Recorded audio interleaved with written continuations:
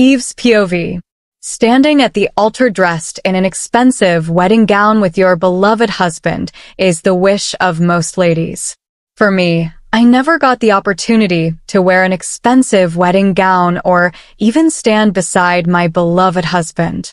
I was standing beside a wrong man, a total stranger who does nothing but frown and glower. I wasn't wearing a wedding gown, let alone an expensive one.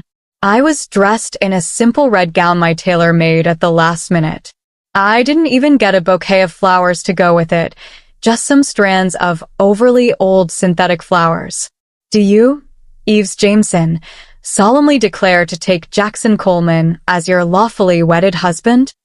I stared straight at the officiating ministers as he uttered these words.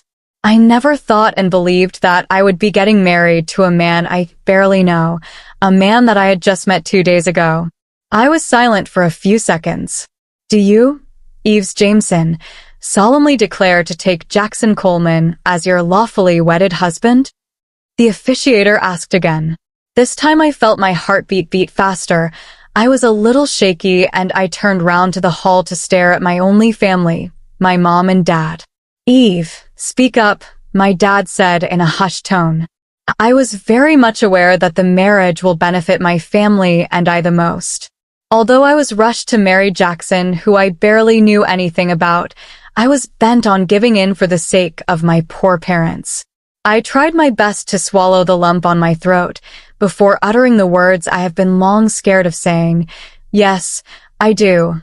I replied with a fake smile on my face. I had to smile. It was the best way to avoid suspicious glances from the people eagerly staring at Jackson and I as we exchanged our marital vows. That's my daughter, my father shouted excitedly.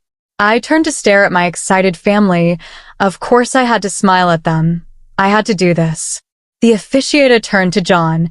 Do you, Jackson Coleman, solemnly declare to take Eve Jameson as your lawfully wedded wife? Yes, I do, Jack replied with a cold look on his face. I was certain that he never wanted the wedding just like me. My parents became more excited.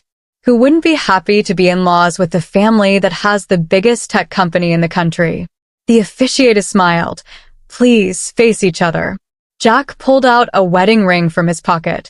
I could tell that he wanted us to get over the wedding as soon as possible. Then he slowly slid the ring into my finger. I reached for his hand and slid in the cheap wedding ring I bought earlier, and it fit perfectly. I stared at the beautiful wedding ring he bought for me